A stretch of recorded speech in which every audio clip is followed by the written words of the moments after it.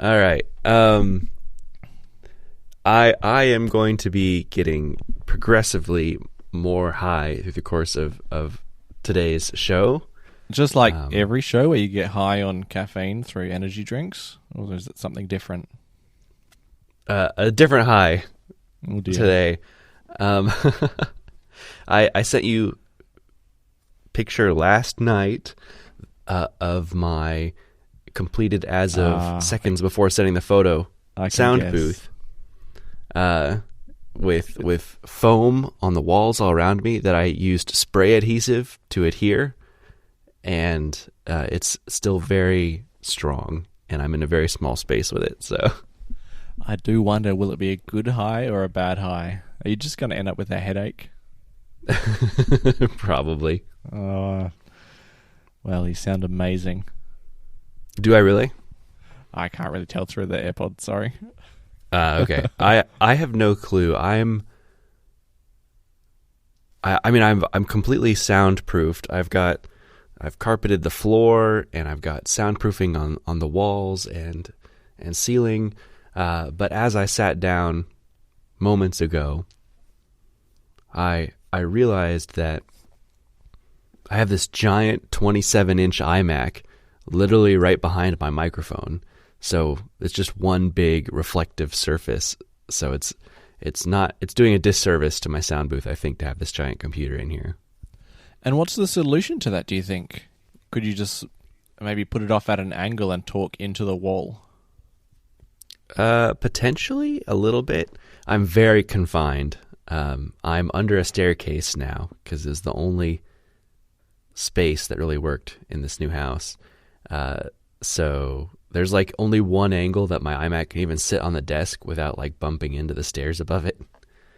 And yeah, I don't know. I could maybe adjust my angles a little bit. We'll see how it goes today, I guess. But either that or just get a smaller computer. Yeah, I mean, just a Mac Mini. Don't even worry about the monitor. Yeah, go headless. Yeah. Or like iPad as a display for a Mac Mini, and then you could lie the iPad flat on the desk. Or just record into an iPad. Genius. I mean, who would do something crazy like that? Definitely not a professional podcaster. I do like... I enjoyed a few months ago when I was still in the process of buying the house and was staying at my parents' house for a few months. I used my iPad to like read the show notes as we were doing the podcast, and I liked having that. So maybe there is some kind of solution. But really, this iMac is like, it belongs here in the sound booth. It's a 2015 iMac. It's not getting updates anymore. I have no use for it anywhere else in my house if it's not going to be here. So I really need to make it work. It would just join the display cabinet of other computers, wouldn't it? The rainbow shelves. Actually, it wouldn't even fit in there. It's too big. No. That's a problem with iMacs. They're too big to be archived. They're massive. Yeah, I have my display shelf in my office of like old computers that are worth displaying. And in my basement, I have stacks of monitors. So it'd probably go among the stacks of old monitors that I'm not using. Well, all right. Keep it in service then as long as possible. Yeah. Maybe, I don't know. I just say I could just get like a foam sleeve that I slide over the iMac once I start recording. But something you can also see through, because you still need to read something every now and then. Yeah. Yeah, I've got a lot on the screen. I've got Discord and Audacity and our show notes and Safari and then any other references. The big screen is useful in this situation. Maybe Apple should make, you know how they had like the micro etching and the nano coating, nano texture, what was it called? Oh, yeah. Yeah, maybe they should, instead of a variant for like image people, a variant for sound people. It's like a microfoam spray-on that absorbs sound. There has to be some solution to this problem, because computers in sound booths are not, a unique problem. You know what I could do? I could put a projector outside the sound booth and have it project the image of my monitor onto like a sheet. You could make a camera obscura? How you just have a dark booth and then a one white wall inside, but on the opposite wall is just a pinhole sized hole. And that actually acts as an aperture, an iris, and a picture of the outside will be displayed on that white wall opposite the pinhole. No glass, no lens or anything in there. Just by having a pinhole, you will get an image inside the room. I just have to mount my computer upside down so the image looks correct. Well, the projector or whatever it is, yeah. Or yeah. Or the computer, yeah. Whatever it is. The problem with a dark sound booth is I'm in my unfinished basement under the stairs, and I've got like this like dark foam with lots of texture to it, lots of ridges and creases in it, and I was very concerned about like this is gonna be like a home for spiders. And so I actually lit it really well, and I think the photos you see, I have like fairy lights strung all around the perimeter, so that I can see everything. Because I got to give everything a thorough examination before I sit down in here. Oh, that's what it's for. I thought it was just for the ambience. Well, that helps too. Yeah, you can really get into the podcasting mood, right? Yeah. Okay. So spiders are an issue there. I thought you were going to say you were going to leave the lights on all the time so the spiders never felt at home. I mean, that might help too. Spiders generally aren't an issue. The only real spider that I have to worry about living here is the brown recluse, which I've never lived in a house in this part of the country and not seen a few, but they're very reclusive. They hide in dark places away from people. So I guess if I leave the lights on, it'd be okay. But it's just most of the time, it's going to be dark and secluded. So they could make it a home in the 2 weeks between episodes. And how dangerous is the dark recluse? The brown recluse is brown. I don't know if it's the second most poisonous spider in the world or venomous spider in the world. Even top 10, something to worry about. I mean, it would kill something small.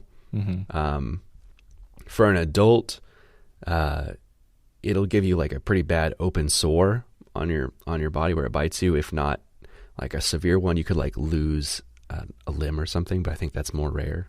Yeah. So it's not something you want to get bit by, but also it's hard to get bit because they like to hide. So, yeah. Okay, gotcha. How is your trip going? Yeah, for the most part, it's good. I just got back from Holland yesterday, so I spent a week in Holland. That's where my sister lives with her fiancé and soon-to-be young child. Well, in February, so a bit to go in that pregnancy. But yeah, I just spent last week there. Okay. Nice country. Very flat. Lots of water. Is it just a coincidence or some result of like lots of traveling or family dynamics that resulted in both you and your sibling finding a significant other in Europe? Well, I don't know. I mean, I met Yasmin in Perth, so I wasn't like looking outside of Australia for a partner. And then my sister met the Dutch guy in London, so it's not like she went to Holland, which is the origin of my family, like through the male line. Right.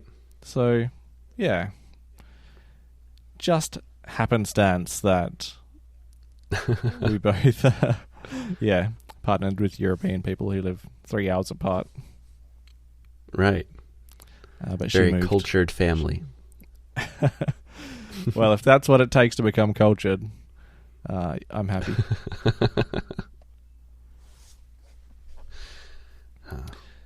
Yeah, so I got back from Holland yesterday and have kind of been relaxing since then. Okay. So you're not going to get in trouble if you take too long recording today? No. Well, actually, Yasmin No didn't party. come with me to Holland, so I had the kids to myself for the entire week. And so I'm kind of owed some relaxing time. And that started about 2 hours ago. And so far, I caught up on the latest UFC, and now I'm sitting down with you for a couple of hours. So, yeah, I'm having a good afternoon. 4 o'clock right now. Oh, I appreciate it. Your day off, you choose to spend it with me. Oh, I wouldn't have it any other way. Yeah. We were living parallel lives for a moment there. It felt like I took my daughter. She had a school field trip to an apple orchard, and I went with her on her field trip. And upon our return that evening from our trip to the apple orchard, you were sharing photos of you and your family also picking apples. Oh, really? What a coincidence. Yeah. Oh, there's just so much fruit on trees around here at the moment. It's ridiculous. I've never seen so much fruit. Like in Australia, there aren't just fruit trees. But here, you walk down to the park and it's like, oh, pear tree, apple tree, plum tree, and they're all fruiting and just apples and pears and everything everywhere. It's ridiculous how much food is just going to waste because it's just a tree in a park. Yeah. Yeah, Elizabeth really wants me to plant like a fruit tree in our yard, which sounds like a great idea, but they're such a mess because you can't eat all of them and you can't even give away enough of these apples or pears or whatever. And they just fall on the ground, and if you don't collect them every single day, they start to rot and become a gross, slimy mess. And well, I've learned that you can't even eat the ones that fall on the ground. Like even if you watch the apple fall from the tree to the ground here, they just throw it away because that one will next day have a massive bruise and the day after that be rotten. Foreign concept to me, yeah. Incredible how much goes to waste, but I've thought about planting fruit trees at home. They just take up so much water. Like they need so much, it's crazy. So in this climate here, it's perfect because it's so wet. But in Australia, you'd be standing there for half an hour every day with a hose on it, probably. It sounds like my dad. He is very proud of his lawn in a very stereotypical like middle-aged man kind of way. Awesome. He spends hundreds of dollars a month keeping his yard watered, so it's the greenest one in the neighborhood. Oh, very nice. There's something novel around here. Is the robo lawnmower. So it's like a RoboVac, but it's slightly bigger. I can't picture exactly how much bigger. Maybe 3 times taller and a slightly bigger circumference, and it mows your lawn. That is very much on my list of things that I want for my home someday. Yeah, you have enough lawn to make it worth it? No, probably not. It takes me maybe an hour with a push mower to mow my whole yard. Yeah, an hour's a decent amount of time to knock off, though, every 2 or 3 or 4 weeks. Oh, it's about once a week. So, yeah, it would be a fair amount of time. How fast does your lawn grow? Or are you just becoming your dad already? I don't know. Maybe he rubbed off on me a bit, but my yard is also like mostly weeds. So he hasn't really rubbed off on me. It's just because I don't care that it's weeds, but weeds grow so fast that you've got to keep them knocked down. They look bad. You're mowing the weeds. Gotcha. Right. But they're so expensive. Like it's been a couple years since I've looked into them in depth, but they were like $3,000 for a good one when I was looking. And that's a lot of money to spend on something that I'm not guaranteed is going to work well once I buy it. If my experience with RoboVacs are any indication, they could very well not work so well for me. RoboVacs have going for them like a flat surface typically and very defined boundaries, but whatever you call a lawn mower robot has a few more things to fight against, a few more challenges. Yeah, not to mention you've got a very expensive thing in your yard that anyone could pick up and run away with if they wanted to. Yeah, I didn't even think of that. Most of those companies offer like insurance on them, where they'll replace them if they get stolen. But yeah, to keep them in your yard, you've got to like dig a perimeter and bury like a line around your yard to make an invisible fence. It's on my list of things to look into someday, but I want the technology to mature quite a bit before I take the risk on it. Perhaps if it implemented an alarm system that I saw during the week in Holland. So you know Holland's Okay. like the home of cycling, so they've got all the newest bikes there. Okay. And one of the bikes, if someone walked up to it that didn't have your phone in their pocket, and you touched or moved the bike at all, it would growl at you like a jaguar sort of growl. I'm not sure if jaguar is the Really? right cat, but it would start growling, or more of a roar. And then if you kept messing with it, it would alarm itself a bit, and then eventually, apparently, I didn't get this far with it, of course, it would just like deadlock itself. And So you were trying to steal a bike. Is that what I hear? Yeah, my brother-in-law's bike, trying to steal it straight out from under his hands. So is this like a regular manual bike, save for the alarm system, or is this like an electric bike? Gosh, no. Manual is the last word I'd use to describe it. It is just Okay. like some futuristic set of tubes with wheels attached, and you just walk up to it, hop on it, as long as your phone's nearby, I believe.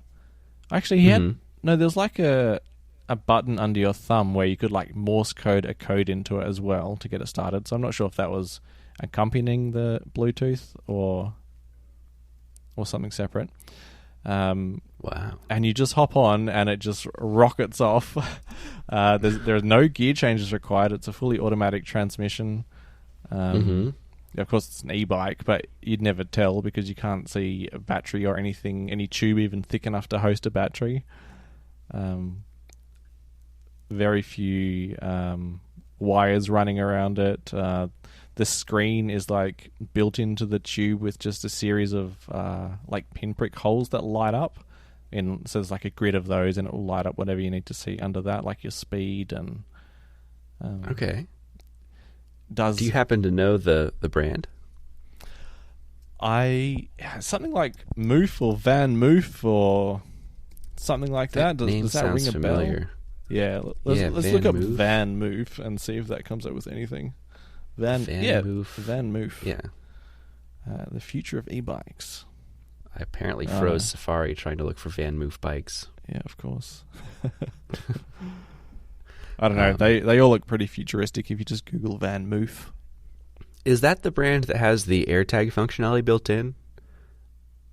I know there's one e-bike brand that like not integrates with Find My Network. actually an AirTag, right? But similar functionality, or do you mean actual Find My Network?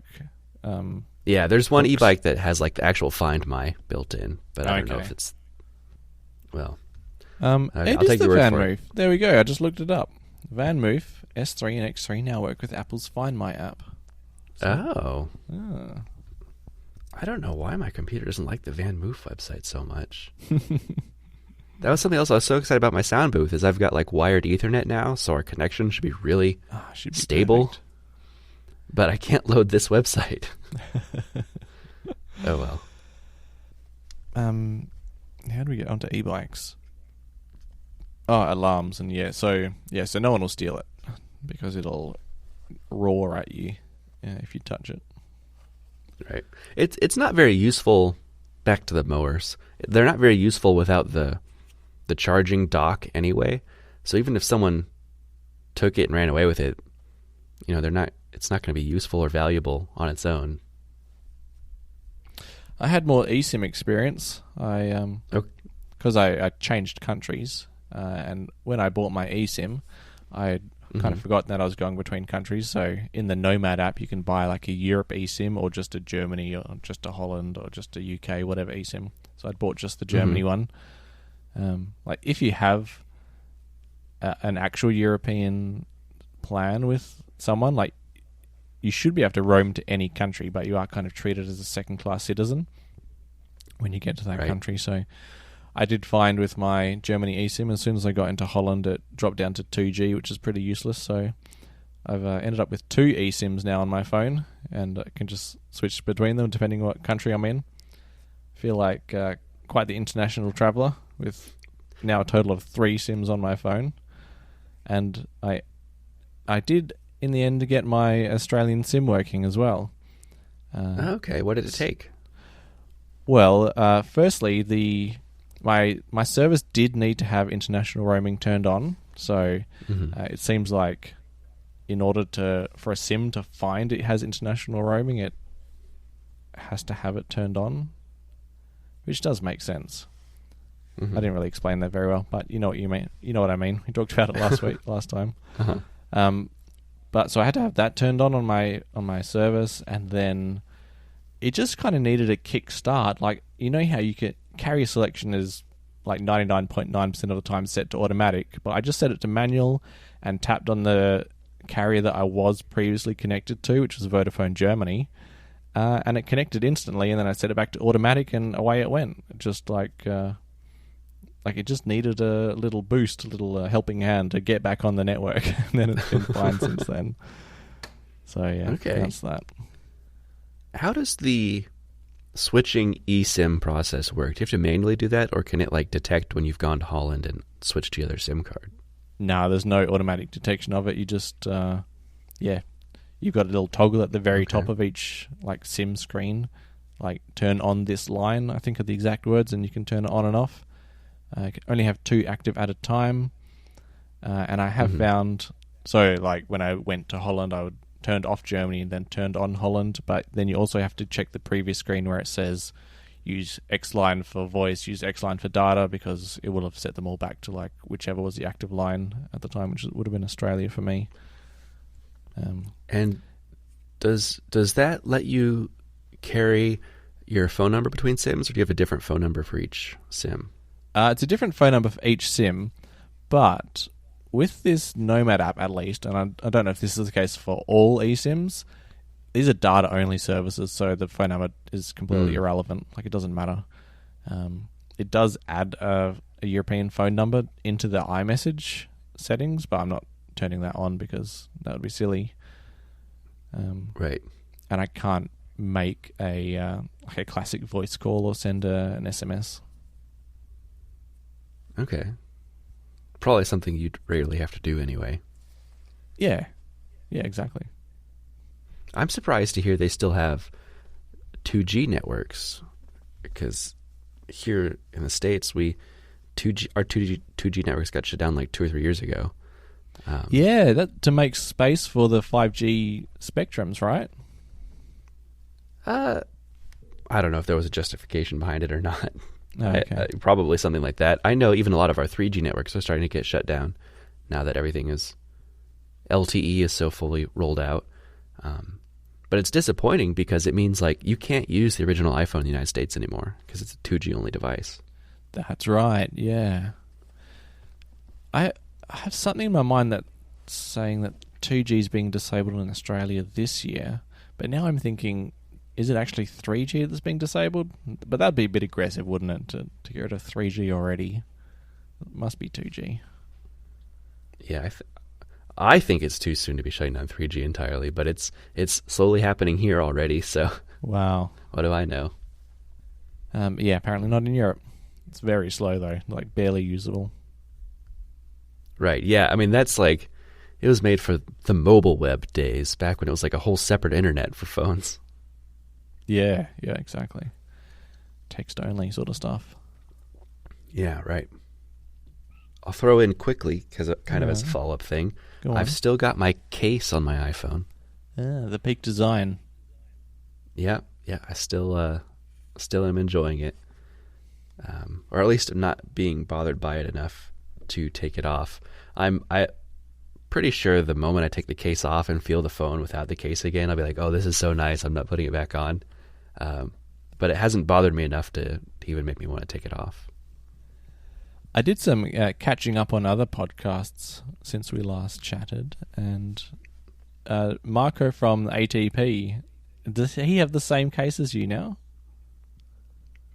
I know the Peak Design case was one of the ones that he tried out, and he spoke fairly highly of it. I don't know if that's the one he settled on or not.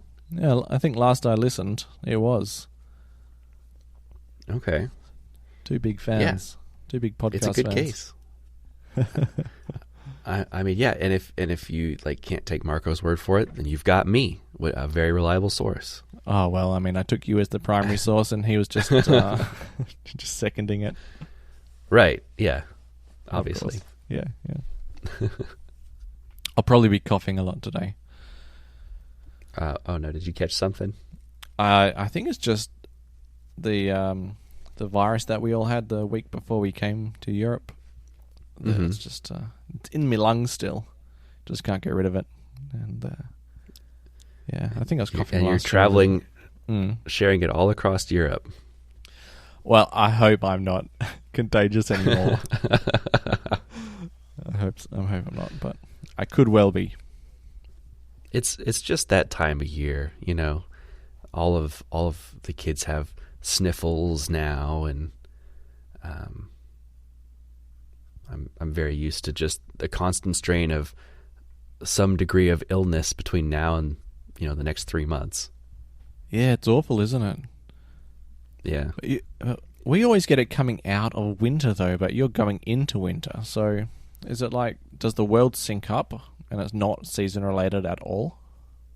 Yeah, I assumed it was seasonal, but this is definitely the time of year when kids always get sick. Yeah, and well, it's usually for us because I always assumed it was just because all the kids are going back to school. They've been out for the summer, and now they're around a bunch more kids, and so that they're spreading stuff. Oh, That's okay. obviously not the case for you. Well, I thought it was just being, cooped up inside all winter and your body's low on vitamin D and all that stuff. And you've now been at school for 3 terms and, I don't know, your body's shutting down. I don't know, like the viruses hibernate for 9 months and they all come out and they spread across the whole world and then they hibernate again. They spread across the whole world thanks to travelers. Yeah. Crazy people who go to different countries. Can you imagine? Good morning. Good morning. Apple issued a press release, mm-hmm. and I have to admit I've been kind of busy, and I'm not a full bottle on all the details, so you may have to carry the load a little bit here. But they announced an iPad to start with, a 10th generation no-name iPad. Mm-hmm. So it's following the design of the iPad Air and Pro with the flat sides. Should I just give a shopping list of features to start with? Sure. Yeah, let's hear your understanding of it. My understanding, which may be lacking details, but I think I've got the major points and the bits I'm angry with. Okay. So all right, square sides, but no Apple Pencil charger. So now we have the old Apple Pencil, which needs to go into like a receiving Lightning port, but the iPad itself is USB-C. So now there's a dongle there. That's interesting. Mm-hmm. They have moved the camera to the long edge. It's now an ultra-wide. I'm not sure if it was ultra-wide 12 megapixel on the previous model. I can't remember. It was. It was, okay. But now it's on the long edge, which is where they all should be, so there we go. But I guess we can discuss the finer points after my shopping list, but I'm kind of running out. It comes with a new sort of keyboard case, so it's got like a back with a kickstand, and it looks a bit like a Microsoft Surface. But now that will attach to like a keyboard, which can consume the whole face of the keyboard. The keys can cover the entire face of it because there's no like overhanging lip like with the Magic Keyboard for the iPad. A14, one device announced got an A15. It wasn't this iPad though. And I think I might have hit the end. Stereo speakers. Yeah. Yeah. What else have we got? What did I miss? They removed the headphone jack. There you go. It's not a feature because it's gone. The opposite of a feature. Yeah, I would have listed it if it was there still, right? Okay. That's how it works. So are we to assume it doesn't have a display then, since you said nothing about the display? No, they all have displays. It's A non-laminated display, though. yes, good point. That's worth mentioning. Which I've heard nothing but complaints about online. But I think there is a lot of reason behind not laminating the display besides cost cutting in the base iPads. These are sold to schools. They're probably not treated well. The screens probably get cracked or broken. It's so much cheaper to replace just the glass when you don't have to replace the whole display. So I can understand why they would want a separate glass and display layer for the quote school iPads. And for anyone who's used a laminated display for any length of time, going back to a non-laminated display, I liken it to the difference between a Retina and a non-Retina screen. That's how much difference I think it makes. Really? Yeah, it's like night and day. I've literally got 2 iPads in front of me right now, and one of them's laminated, one's not, and it's such a huge difference. I love a laminated display, but to miss it on the lower model iPad is it's something that differentiates them. So if it also saves Apple money and saves the end user money, if it happens to be like an institution, then right, fine. I think a lot of the decisions they made with this iPad make sense when you're talking about a budget iPad. The thing that kind of throws a wrench in it is that it's not the budget iPad anymore. It's like $150 more expensive, and they still have the last generation one for sale. So it didn't fill that spot as the budget iPad in the lineup. So now it's like an expensive iPad, but with compromises, and it doesn't sit right when you have both of those. Yeah, I can only think that we're just like the phase between the previous iPads. This is going to be really vague. The previous iPads and like the next iPads, we're like in the middle of the phase, and because that phase is so long, that you're going to have like these mishmash iPads in the middle at some point before we get to the next thing. Does that make any sense at all? Yeah, it's definitely a transition period, and they refuse to not fill like every price point possible for an iPad, because it seems like for every iPad you can buy, you could spend $100 more and get the next tier now, up to like $2,000. Yeah, right. So it makes sense when you look at it like as a price point thing. But when you just look at the iPad lineup in general, it's so confusing now. When you have iPad Pros in different sizes, iPad Air, 2 versions of iPad, iPad Mini, and they all have slightly different features, and it's not as clear as it used to be when you're picking an iPad. And this 10th gen iPad, at the moment, you would say like there's no market for this iPad, but maybe when the 9th gen is no longer sold, that's when the market will exist for it. But right now, I don't see any point in buying it unless you're crazy about one's very specific new thing about this, like the landscape camera, which I'd very much like to have, or the new keyboard. But I love the new keyboard. That's probably my favorite thing about this iPad. It's so annoying that these things are not on the new iPad Air, because they're almost selling points by themselves. Right. The landscape camera makes me angry every time the portrait camera makes me angry every time I use it. Lacking the function keys on the keyboard, not a huge issue, but that new keyboard does look really nice. and just You having could- you like could- the kickstand as a detachable part of the keyboard. That's I have to have two cases now to fill in the two ways that I use the iPad. So that's going to simplify my life somewhat. You can't lay an iPad flat in the current Magic Keyboard. This is great because I could take or leave the function row. I don't really need that. But just the escape key is so nice to have now on this iPad. And the trackpad is bigger on this because they can use the full face of the keyboard.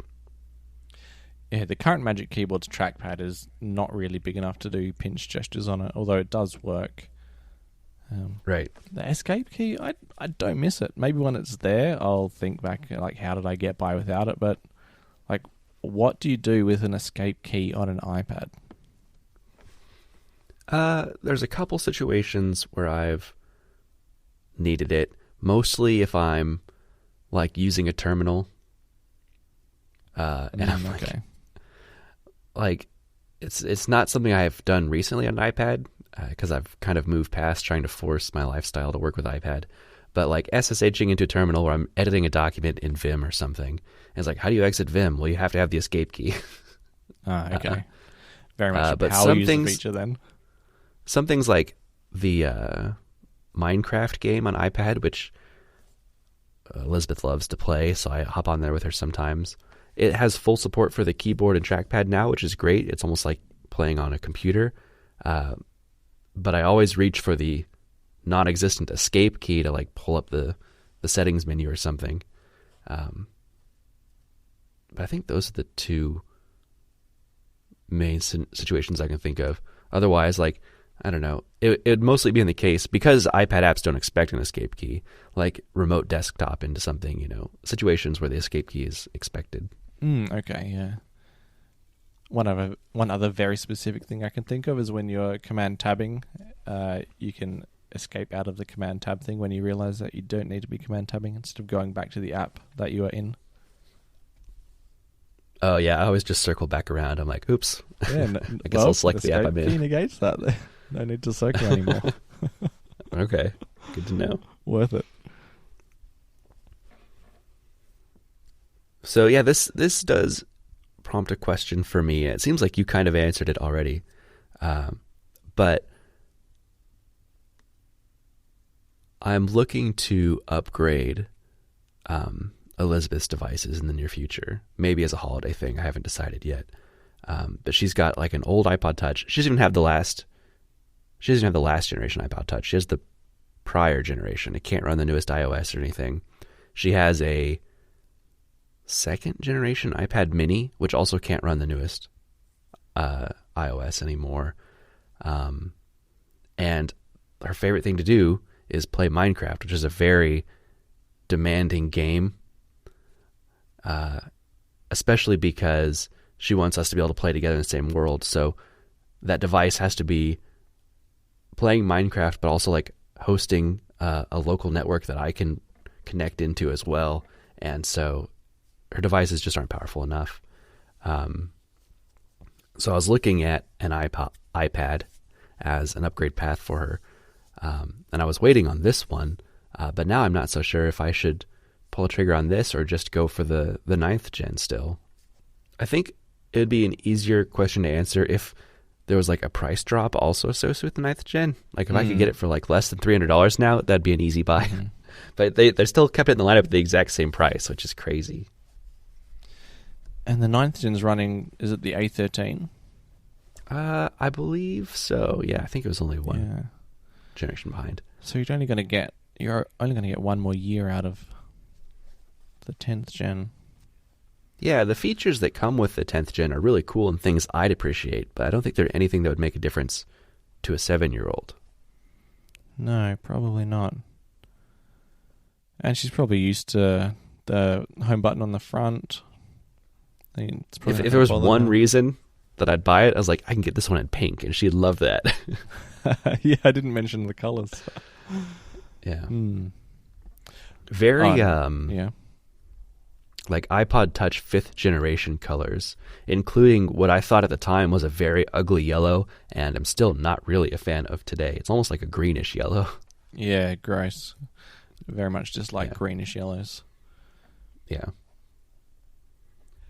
I also didn't mention it has 5G, which I don't think the previous one had, but could be wrong as well. I don't believe so. Yeah. I wonder if you can get refurbished 9th gen iPads through Apple. Because I bet you can get that for under 300. I bet you could just get it from anywhere. Like, I know a lot of places, like just standard retail places, sell the 9th gen for considerably less than Apple sells it for, like brand new. So you wouldn't even need to look for refurbished. Okay, good. Good, because Apple does have refurbished iPads, but they're like the 7th and 8th generation iPads. That's crazy. Yeah. All right, yeah. Maybe I will wait for a sale or something at Best Buy then. Or wherever. With the Apple Pencil situation, do you think the iPad needs to have a laminated screen in order for the 2nd gen pencil to work? Because what else excuses the bizarre situation of having to have like this lightning like receptor to USB-C dongle, which you would never use for anything else ever, when a couple of contact points on the side of the iPad could have handled the 2nd gen? I hadn't thought about that. I'm not sure that's the case. I was under the assumption it was one of two things. It was either the camera being in that new location made it so you couldn't put the charging hardware there, or it was another cost cutting through the lens of like schools, because schools that are decked out with hundreds of iPads and accompanying Apple Pencils, you know, it saves them having to buy all new Apple Pencils if they upgrade all their iPads. But now it's just going to be a nightmare of losing dongles. Someone's going to come out with a little strap that connects the pencil to the dongle to the cap of the pencil. It's going to be like this little octopus feature that keeps it all as one unit. I think for anyone who's buying this iPad and wants some kind of good active stylus support, they should really be looking at the Logitech Crayon, which as far as I'm aware is the only other accessory that's like officially supported with Apple Pencil support, because Logitech did update the Crayon alongside this to have a USB-C connector built into it. Oh, that's nice. Yeah. You lose, I think it's pressure sensitivity, but you have everything else still from the Apple Pencil. It's either pressure or tilt, one of those two. And it's half the price. It's a $50 stylus. Yeah, you don't hear much about the Logitech Crayon, but it seems to be quite a lot for your money. I'm surprised we don't hear bits and pieces every now and then. Although saying that, you don't really hear too much about the Apple Pencil except when it gets updates. Right. So, yeah, I think mostly I'm disappointed that this didn't take the place of the previous gen iPad in the lineup. If it had just done that, all of its like asterisks or qualifiers on it, I could forgive at the price point. But at $450, it's harder to look past them. And the other query or problem I have is that there were more iPads released as well, and none of them got the cool stuff. Right, yeah. So we got iPad Pros with M2, and they are stuck with the portrait camera and stuck with the old-fashioned keyboards. I don't think I can tell you anything else about the iPad Pros. Oh, besides that's it. Besides the Apple Pencil hover feature, I think I've covered it now. Right. Yeah, that is it. Yeah, which I'm generally fine with. There's a lot of people that I saw on Twitter immediately after the announcement. It's like, why do we need an iPad update every year? You clearly don't have enough features to update it, so just don't bother.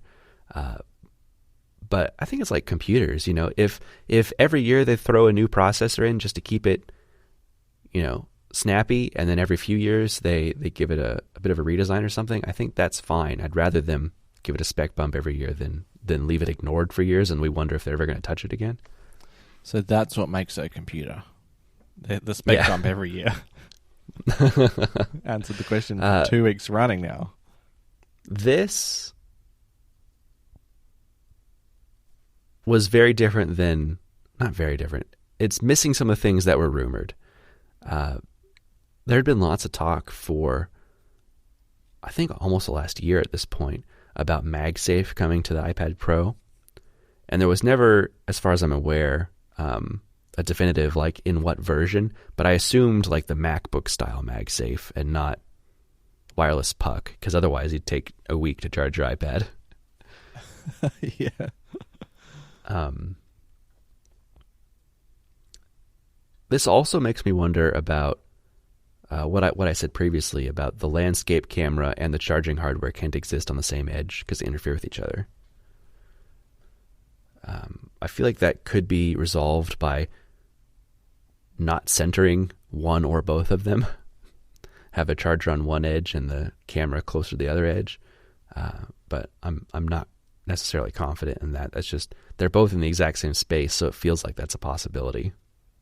Yeah, I'd be interested to see some teardowns of whatever charges the Apple Pencil and on which part of the pencil it charges. Right.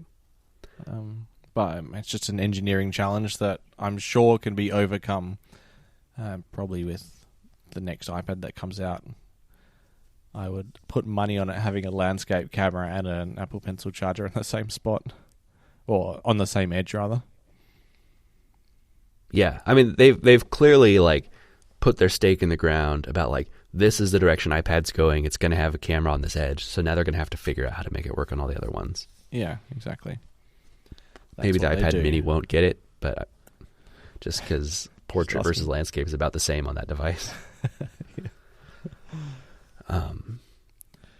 Did you see the Pixel tablet that was shown off earlier this month? No, I don't think so.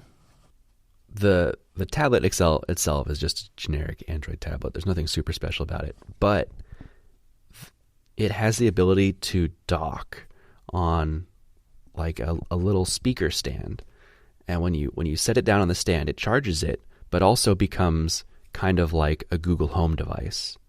Oh, nice. So, and I saw that, and it really made me think that this is the future of like the HomePod as well. If the HomePod could be an audio-only device, but it's got like a MagSafe connector on top that you can snap your iPad into to charge your iPad, and then the iPad becomes a screen for the HomePod, that seems like a great solution to this years rumored HomePod with a screen device. It made me really, really hopeful that we'd see MagSafe on the iPads this year, because that would be like opening up the possibility of doing something like that. But I guess we're still a year out. I think that sounds like a terrible solution. If I'm going to have like a smart assistant screen in my house, I would want it to always be there. Like maybe if you had very few people in the house, it would be all right, because you would know typically where the iPad was if it wasn't docked to the HomePod in this scenario. Okay. But if you had an even slightly busy house and the iPad was a communal device, or even, people like to mess with your iPad or whatever, like there's no saying, no telling where it would be. Like you'd go to the HomePod and want to check the weather, but it wouldn't be there, so then you'd have to go and look for the iPad and then dock it, and then you wouldn't even bother docking. You'd be like, oh well, I've got the iPad now, I'll just check the weather. And then it would just never end up sitting on the speakers as a dock, and you would never use it as a screen for the HomePod. That's how I see that going. Okay, fair enough. Maybe in a one tablet household, but in mine, where I've got tablets sitting on a desk that I don't use, I would love if I could repurpose them, I guess, is what I'm saying. Yeah. But then you'd have to wait a few years until like the ones you didn't use were compatible with the HomePod dock, HomePod hub. Yeah. There we go. I've named it now. HomePod hub. Okay. Yeah, maybe that's fair. So, but it wouldn't be a useless speaker without the iPad. You could have still asked the HomePod for the weather. You don't have to go find the iPad to make it work. Yeah, I know what you mean. But then why even have it dockable at all? Yeah, that's fair. Okay, well, way to shoot a hole in my wishes. I'm still going to go and register homepodhub.com. That's why you're here. You're like it. My checks and balances. Okay. So yeah, the only other new feature with the iPad Pro is Apple Pencil hover support, which is not really that novel. It's existed on a lot of touchscreen devices with styluses for decades. I remember having it on my Galaxy Note 3 had it, and I'm sure even earlier ones. But yeah, you can hover your pencil over the screen, and it'll let you interact with elements without touching the screen, basically. And so I haven't really seen any demos of it in action. So can you tell me any use cases? Yeah, so one of the things they demoed was like in Procreate, you can hold your pencil over the screen and it like gives you a preview of where you're about to mark. And then the person was like using the other hand to like do a pinch gesture on the screen so they could resize the mark their pencil was about to make, and they could see a preview of how big that mark was about to be before they drew on the screen. They also said like if you use Scribble a lot to like fill in text fields on your iPad with a pencil, those text fields will automatically expand when you move your pencil over to them. So you don't have to start writing on them first before they expand. Those are the two examples they gave. Okay, so nothing groundbreaking, but iterative improvements, quality of life things over time. Yeah, quality of life. It allows you to do, I assume, just general hover gestures that before you needed to be using like the trackpad or something to invoke, which could be setting the stage for, this is crazy and I don't even know if it's true, but something that just got rumored like a couple days ago was that Apple's working on a build of macOS to run on the iPad. And if that has any truth in it at all, the iPad needs the ability to have the concept of hovering, of moving a cursor over something without selecting it. So getting the hardware ready for something like that now makes sense. Yeah, that was a crazy rumor, wasn't it? And it came from someone who had predicted a few left field things before, I think, like the iPad mini having Apple Pencil support and something else. As limited to M2 iPads as well, was the rumor. Mm-hmm. Can you imagine? As the iPad gets more powerful, I mean, it makes sense. It's a 13-inch screen with the same processor as the 13-inch MacBooks. There's no reason you couldn't run macOS on it. Some of the wording of the rumor was that it would run a cut-down version of macOS. And I spent a little while trying to imagine what on earth that could mean, and I came up with nothing. Any ideas? Yeah, the wording about that is so weird because technically iPadOS is a cut-down version of macOS. Like, that was the whole pitch when they released the original iPhone, is it runs macOS. Yeah. So if nothing else, if they just took like the better window management from macOS, I think that would be great. But yeah, I don't know what they would cut down necessarily. Maybe make it so it can only run apps from the Mac App Store. You can't download third-party apps. Can you imagine how angry people would be if they could run finally macOS, but only from stuff from the Mac App Store? People would throw their iPads through the window like a frisbee. Hopefully Apple knows better. It sounds like something they do, but it also is exactly something Microsoft did with the original Surface. It could only run apps from the Windows App Store, and it failed, and so they opened it up after that. All right, well, we'll put that one on the back burner. I'm excited to see more rumors, though, to that effect. Mm-hmm. Apple TV also got an update. So it got an A15 processor, and it can also do HDR10 Plus now. Mm-hmm. And the price was cut fairly significantly. Ah, yes, of course. The price was cut. And we have a reason to buy the more expensive model as well for a lot of people.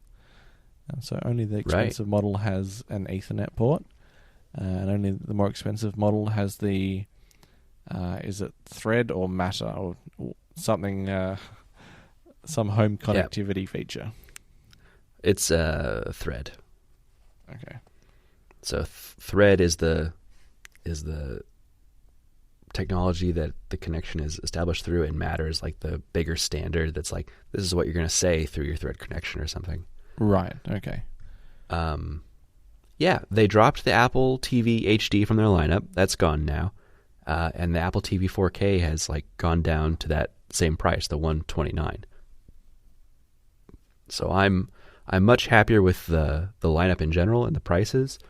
I actually think even removing the Ethernet port is a fair trade. I think most people use them over Wi-Fi. And if you need the Ethernet port, it's only $20 more to upgrade. So I think that's reasonable. I think it's a mistake to remove the Thread radio because most people are going to buy the base model Apple TVs. And if you're trying to get these people into smart home stuff and they're not as familiar with the technologies, they're going to be stuck using like Wi-Fi or Bluetooth devices. Whereas if they just had an Apple TV with a Thread radio already to act as a Thread router, that would give you much, much better, more performant devices, would get you excited about the ecosystem and maybe buying into more HomeKit stuff. So I think that not having Thread routers in everyone's homes is a mistake. But I bought one. So this is the one device that came out that I bought. Nice. And you got the more expensive one, I assume? Right. Yeah. I have last year's Apple TV in my living room right now, and it's great. I don't have any reason to upgrade it specifically, but this new one will take its spot, and then it will get moved down to my basement TV, which has like a few years old Apple TV. So it's kind of like a trickle down thing where each one inherits the older one. Nice. So yeah, I'm excited. I'm excited to have the nicer Apple TV downstairs, mostly because it also has a Thread router in it. So I'm expanding my Thread mesh network as the Matter standard finally comes out. iOS 16.1, which comes out tomorrow, officially like includes Matter support. So I'm hoping all my Thread devices will only improve from here on out. They also doubled the storage. It's now 64 and 128 instead of 32 and 64. No idea why, though. I've never needed any storage on my Apple TV. Maybe they couldn't get those old storage chips anymore, so they had to.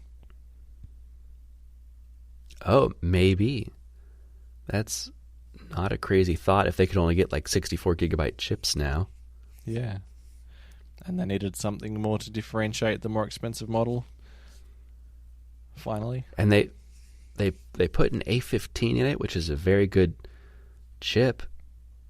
With that kind of performance and this amount of storage, there's no reason the Apple TV couldn't be a really good gaming device if anyone bothered to make like AAA games for it.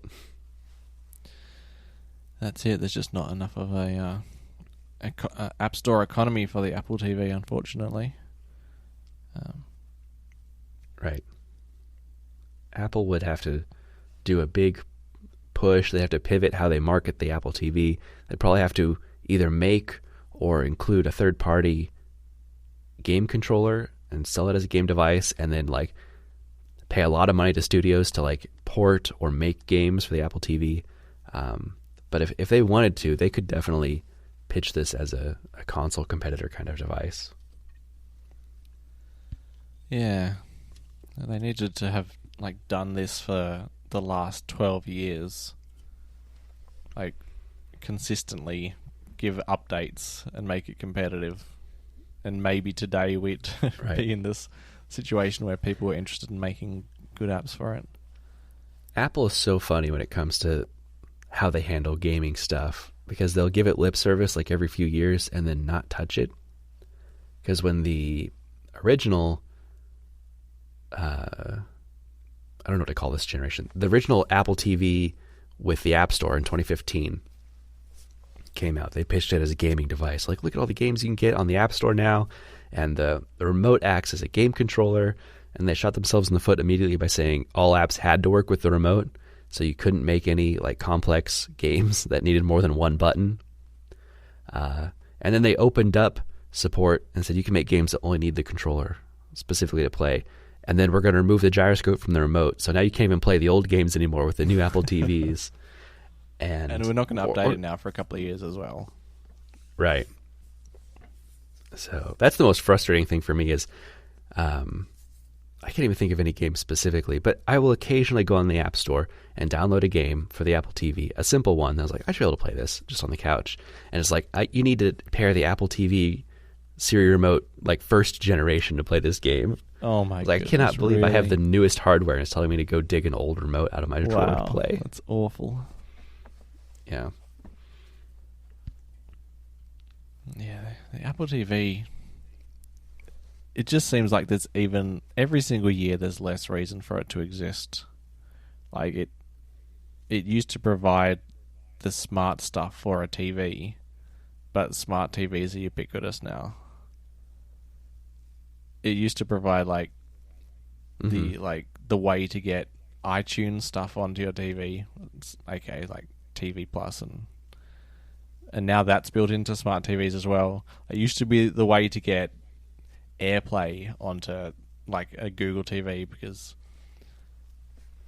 but now any smart TV's got AirPlay built into it as well. Right. There's no reason almost to have an Apple TV, and it used to be like, starting from this crazy price that you could never convince anyone to buy, and it's just all coming far too late. A price drop and a spec bump, and mate, we needed this in like 2010. Not 2022. Well, don't say that. In 2010, the Apple TV was $60. So, yeah. Oh my goodness! Really, $60? That's incredible. Yeah, I think the first gen was pretty expensive, and the second and third gens were like $99, and they got a price cut to like $60. 2010 might not be the right time frame. It might have been like 2014 that they were $60, right before the ones at the app stores came out, and that's when the price doubled. But yeah, I don't know how to explain it. I still prefer using the Apple TV over like whatever's built into I have a Samsung TV. It's a smart TV. It has all the apps on it, but I've never even connected it to the Wi-Fi because I don't trust Samsung in general. But also the interface is just worse. I like using the Apple TV. The apps are nice. They stay up to date.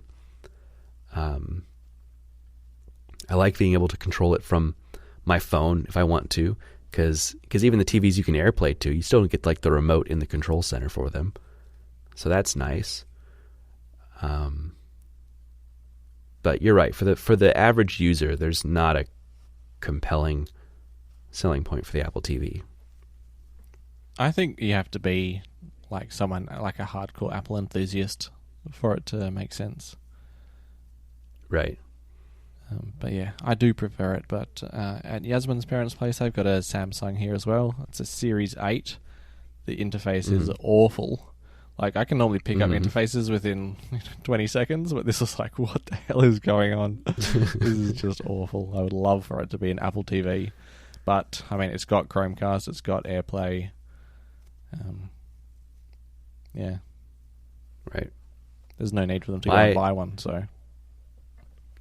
My TV is still so mad at me. I've had this one for, I don't know, probably 2 years-ish, or coming up on 2 years now.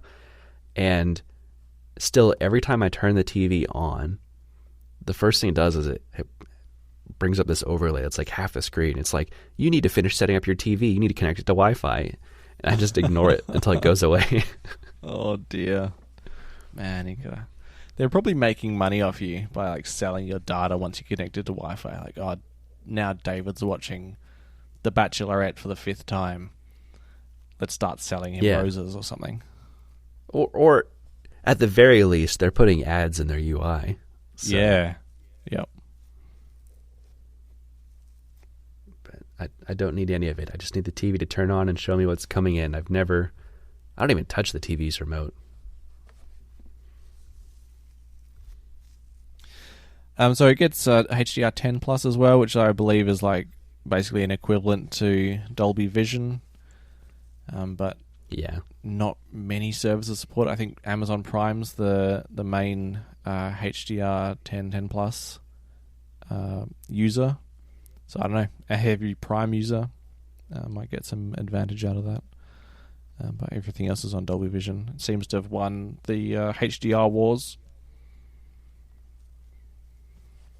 Well, it really depends on what TV you own, because some TVs support Dolby Vision and some support HDR10 Plus.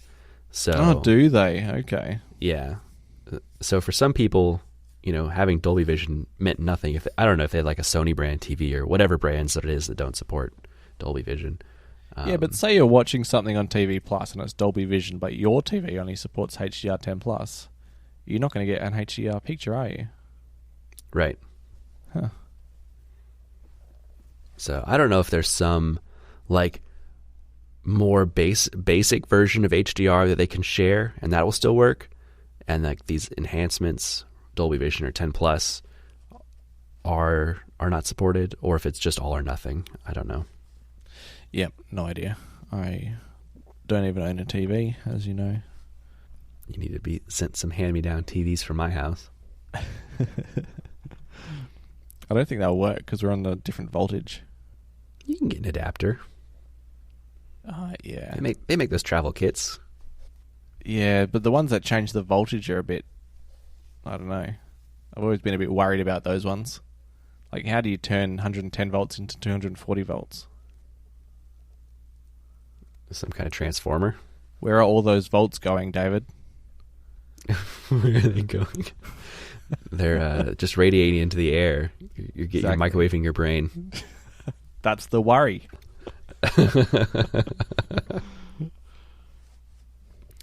So you can use your Apple Card as a savings account. No. You can't.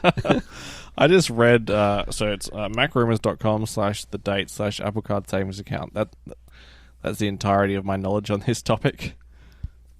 There's not a lot to say about this. I just thought it was cool. They're adding a separate savings account to your wallet app. It's also through Wells Fargo. They're calling it a high interest savings account, or high yield savings account. They haven't specified what the APR on that is, but if it matches, sorry, not Wells Fargo, Goldman Sachs. If it matches other Goldman Sachs savings accounts, it'll be like, it says in the article, 2.15% APR. So assuming somewhere around there, which is not great, but it's better than most of the savings accounts I have now. I just thought it was cool that you're going to be able to have more banking stuff handled in the wallet app. And you can have things like your daily cash that you get from using your Apple Card deposit directly into that savings account now. And so it's earning interest automatically instead of just sitting on basically a gift card. So I'm very tempted to move most of my day-to-day money handling stuff into this account, because I love using the wallet app. I love the Apple Card. I use it as my primary credit card, not because of the perks, because they're not that great compared to a lot of cards, but because of the interface and be able to handle it all in the app. So I think tomorrow is the day it goes live, so I'm definitely going to be setting up a savings account tomorrow. Yeah, that's cool. It's kind of weird that Apple's like becoming a bank more and more every year. Another little banking feature gets added to the company. They're becoming a wrapper for a bank, at least. It's still Goldman Sachs handling the banking. They're just like making a pretty interface on the APIs or something. Yeah, I wonder how much kickback they're getting, or if this is like a foot in the door to doing it themselves, or what's it going to be? Yeah, I don't know. Apple did start that separate like Apple banking company earlier this year so that they could finance people directly. What was it, on no interest purchases from Apple or something? For the buy now pay later thing through Apple. Yeah, that's right. Yeah, so they are like starting to handle some banking things themselves. So maybe this is like, it's going to start as a Goldman Sachs thing, but they're going to eventually transition people into like Apple. Yeah, it would be a logical step, although I've got no knowledge of the whole sector, so I mean, I can only imagine it takes like tons of effort to even get started with something like that. It's such a high risk area, not high risk, but like high compliance and high effort thing to deal with other people's money. Oh yeah, for sure. But I'm sure there's lots of money to be made there too. And that's why they're interested. Right, exactly. But yeah, because banking apps are traditionally terrible, and in fact, some of my banks don't even have apps, so I've got to like go to their website in the mobile browser and try to check balances or move money around, and that's awful. So anything that gets a pretty interface on it and handled by Apple, and if the interest rate is as good as it's rumored to be, that's a win-win in my books. Yeah, like typical interest rates on savings accounts are close to zero or as good as zero. So anything like basically zero, fractions of a percent. Yeah. Mildly related to the topic, but when I drove into Holland on Monday, I had with me two cards on my phone's, the iPhone wallet. So one Visa card, one MasterCard, one was a debit card, one was a credit card, and then I had a physical credit card with me as well. The first place I went to, everything was declined, every single method. And I thought, holy crap, is there something about Holland I don't know about? And I'm in another country with no way to pay for anything. So I'd already driven like 2 hours at this point. So right. Like returning back might not have been an option. I might not have even got there on the petrol that was left in the tank. As it happened, it was not just the first place I tried, but it was at least common in Holland that they use this other thing called Maestro or something, which is more like a national debit card, and credit cards aren't accepted. So, probably 2 out of every 5 places I tried to pay with, I couldn't pay. It was just completely declined every method I had to pay for anything. Oh, and I had no cash with me, of course, so that was part of the story. So how did you resolve that? Well, I was visiting my sister, so she would pay and I would just bank transfer whatever she paid for if my stuff was declined. Wow. So they don't have credit cards at all in Holland? No, they do, but a lot of their places don't take credit cards. Okay. I didn't look into the story. Once I figured out it wasn't everywhere, like that I could probably find somewhere to take my money if I needed to get something. I didn't look into it any further, but it seems like Visa and MasterCard are not universally accepted, and they often just accept their equivalent, Maestro. What a nightmare. And your sister chose to live there?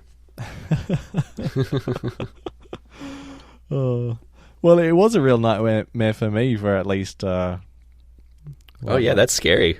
Well, I mean, from when I first tried to pay until I got to her house, I was like, shit, what am I going to do? if I get stranded somewhere, between here and her place, I am shit out of luck.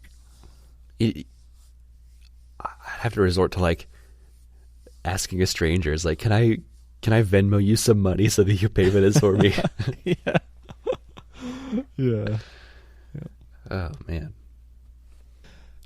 So we have a whole host of Apple AR VR features, or rumored features. Of course not.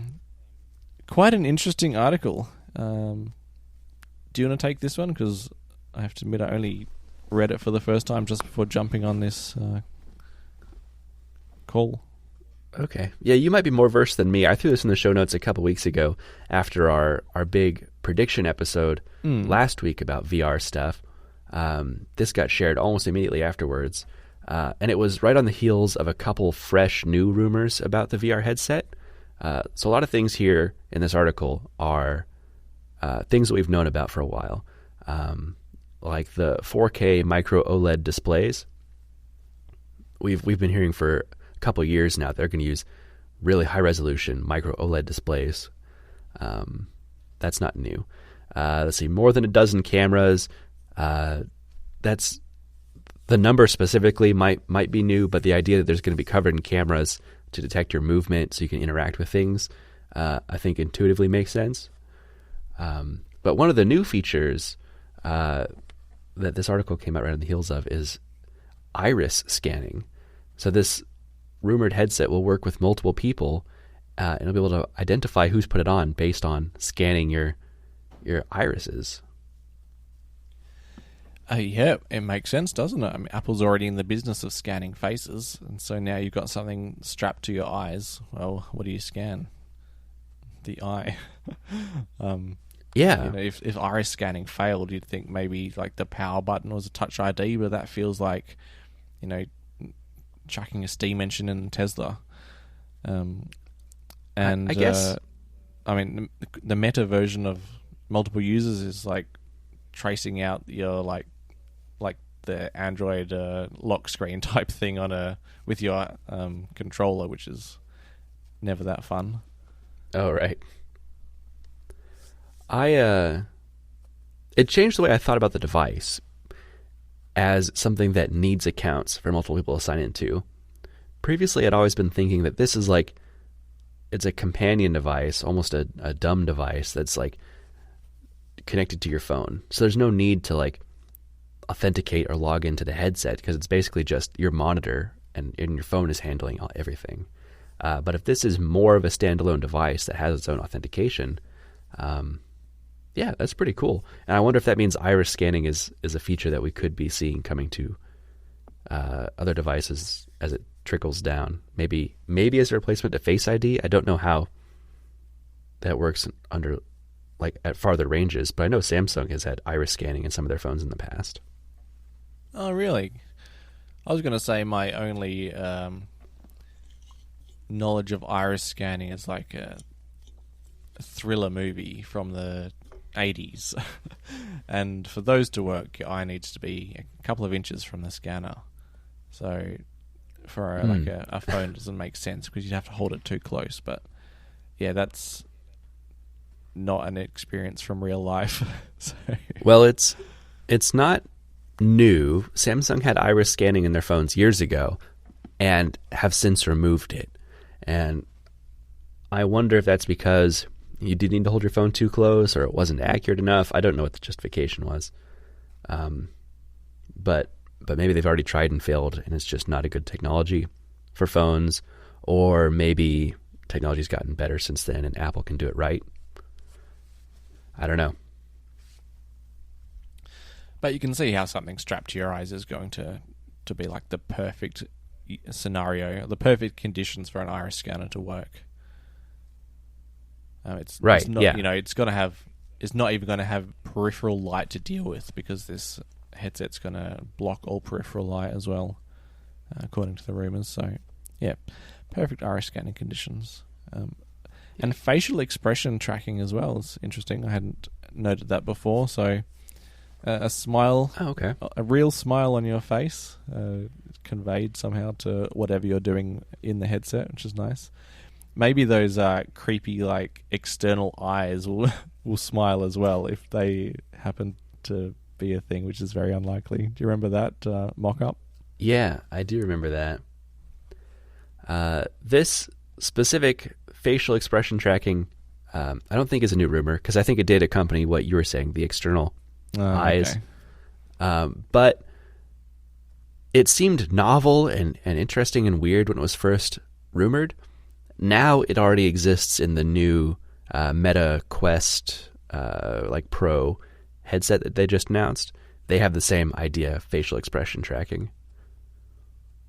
Oh, okay. That's cool. But no external Yeah. eyes? No, not that I've seen. But the demos that they did, at least in the promotional videos, is very realistic. It's kind of like having a real like Memoji, in VR. So I think that could make those kind of interactions a lot more authentic and personal feeling. Anything else new from the Let's see. from the rumor mill? Thin and light design is not really new. Control methods, be able to sense your hand gestures in 3D space, and will support Siri. And they talk about like a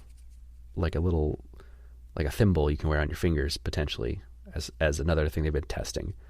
Okay. Interchangeable headbands The goes thimble alongside. thing sounds more like a Oh, yeah. prototype or like a testing device. Right. Hopefully they would be able to get to a point where you don't need anything. Right? Like, who wants a stylus? Yeah, you've got 10 styluses already on your hand. It's the same thing. Who wants a little thumb cap thing? You've already got a thumb. Just track that.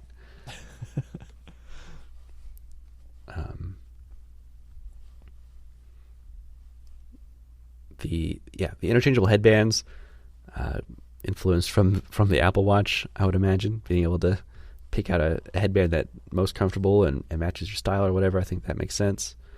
I'm looking forward to the measuring tape that you can print out and wrap around your head.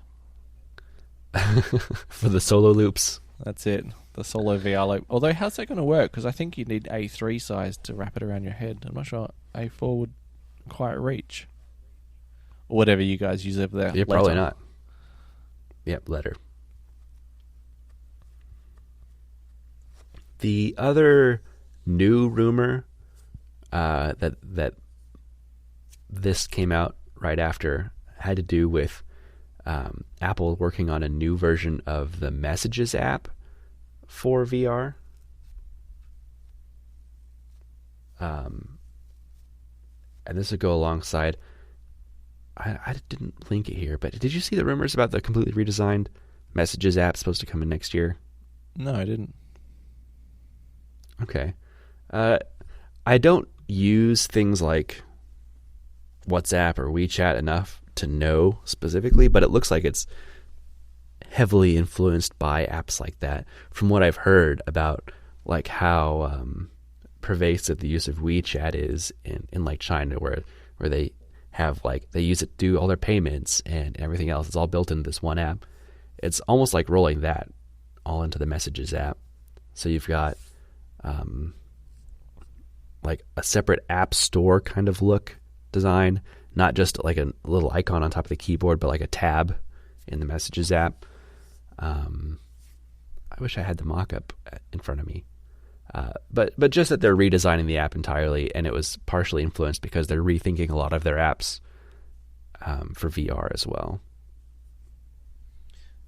I'll be interested to see that. I think most people just never use the app drawer or use like the images and the GIF search feature, and then barely even that. The app Right. drawer's like never a good feature. I bet. No, I don't think it was done well. No, it hasn't done well at all. So, but those kind of features are popular in other messaging apps. So I could understand why it's an area that Apple would want to keep iterating on, because it's clearly their implementation is the limiting factor here, and not that people don't want that experience. Yeah.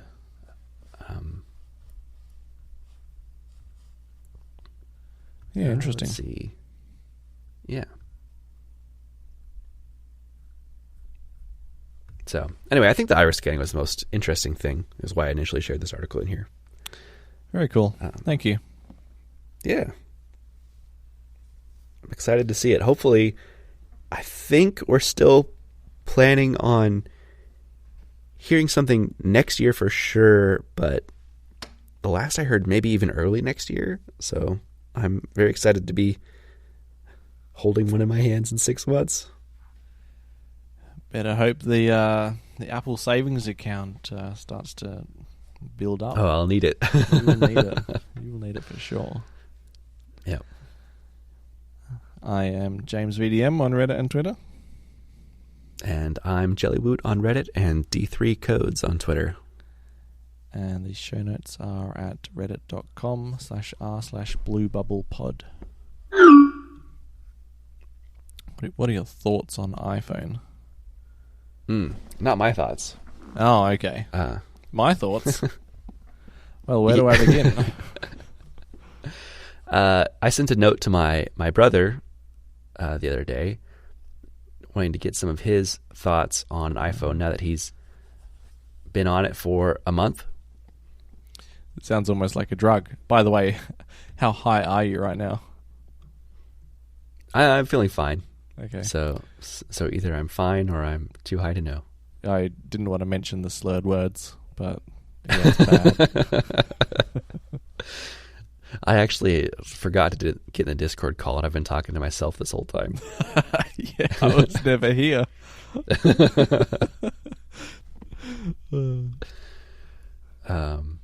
Anyway, so I texted my brother a couple days ago. I said, "How are you feeling about the iPhone now that you've used it for a while?" And his first response was pretty frustrating, to be honest. Oh no.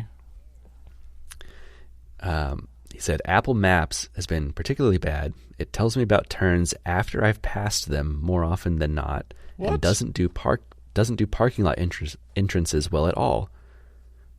But surprisingly accurate predictions on where I'm heading when I hop in my truck."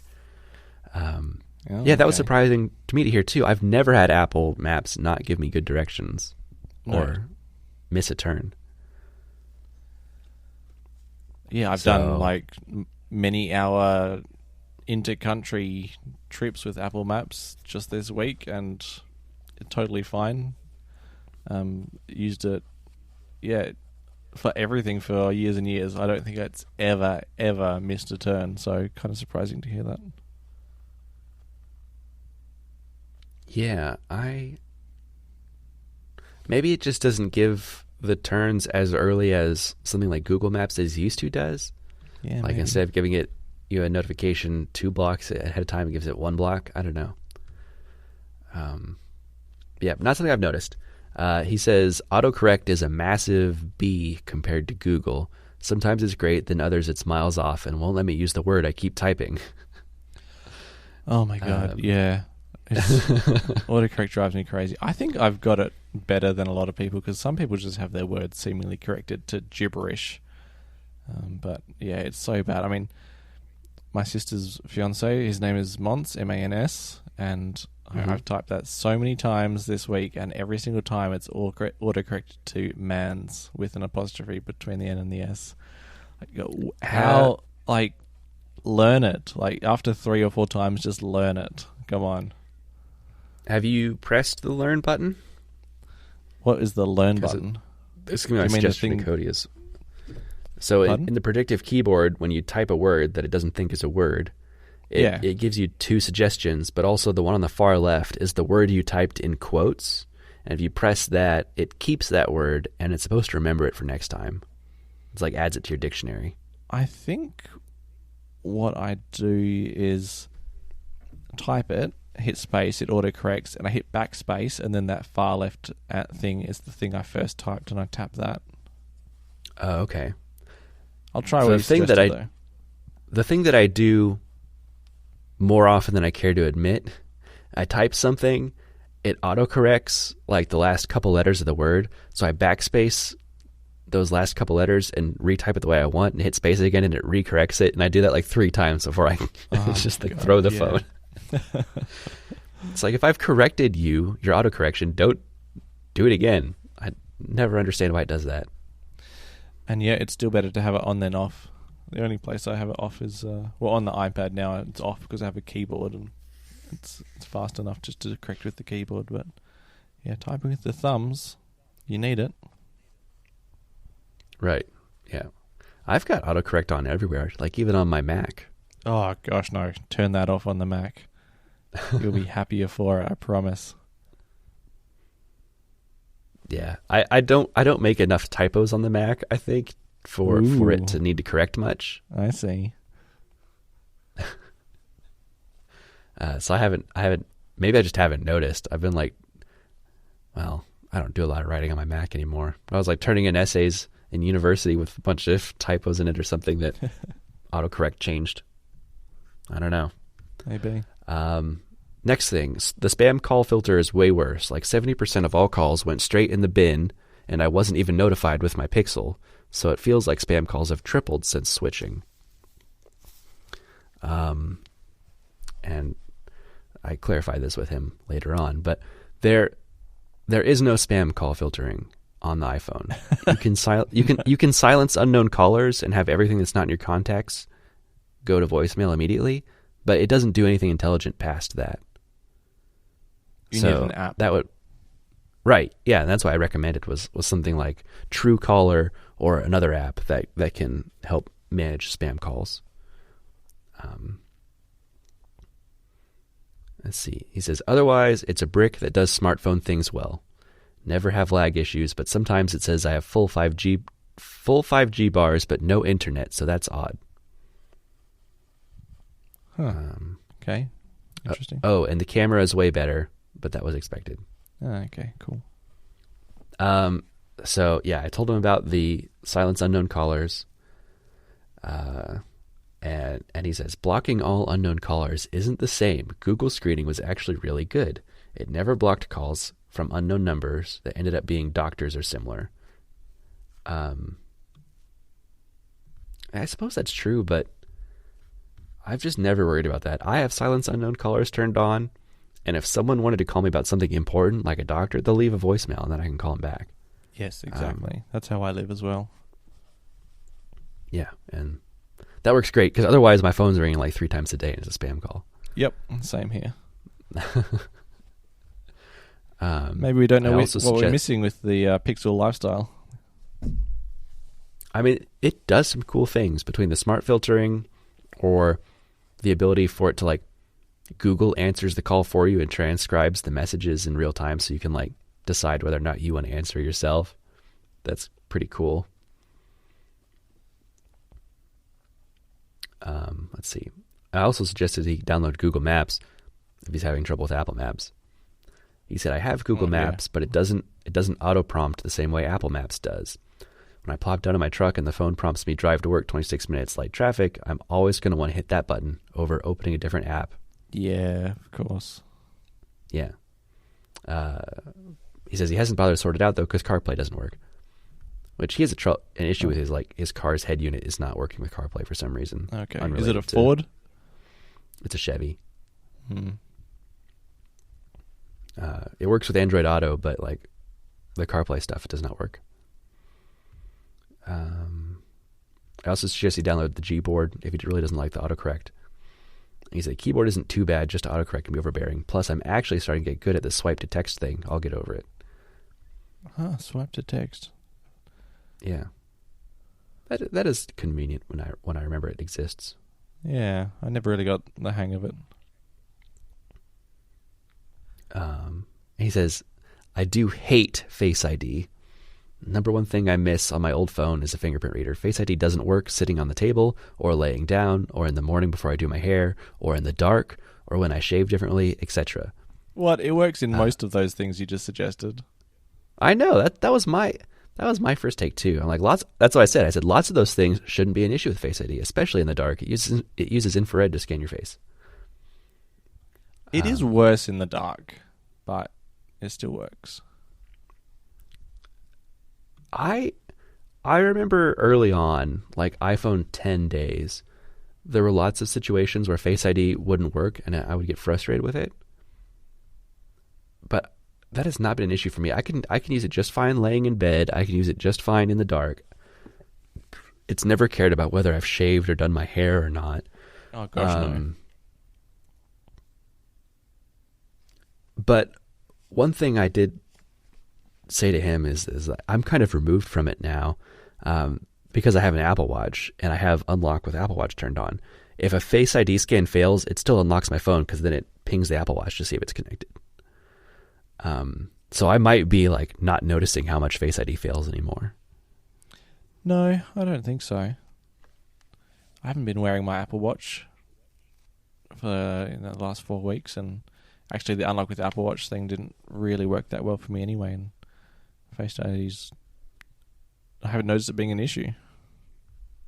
Maybe it just hasn't been through that learning phase yet with his face, and maybe after another month or two it will, you know how it gets like the, what is it? It does a bit of ML, doesn't it? Yeah, every time you enter your code after like a failed scan, it like adds it to the model. The model. There we go. The model. Thank you. That's the word I was looking for. Yeah, so it should be getting better, and maybe a month isn't quite enough time for it to learn everything. My brother does have a big beard, so I also suggested if he did do something crazy like shaved his beard. I don't know what his shave differently comment was about, but I said you can add like a second face in there, so add one without your beard, I guess, if that's something he's doing. But it's supposed to be pretty good about those things, so I'm surprised to hear that he's having that many issues. Yeah, me too. Oh well, I'll just hope it improves for him. Yeah. So anyway, not quite the glowing review I was hoping to hear after a month on the iPhone. All things that can be fixed. Right.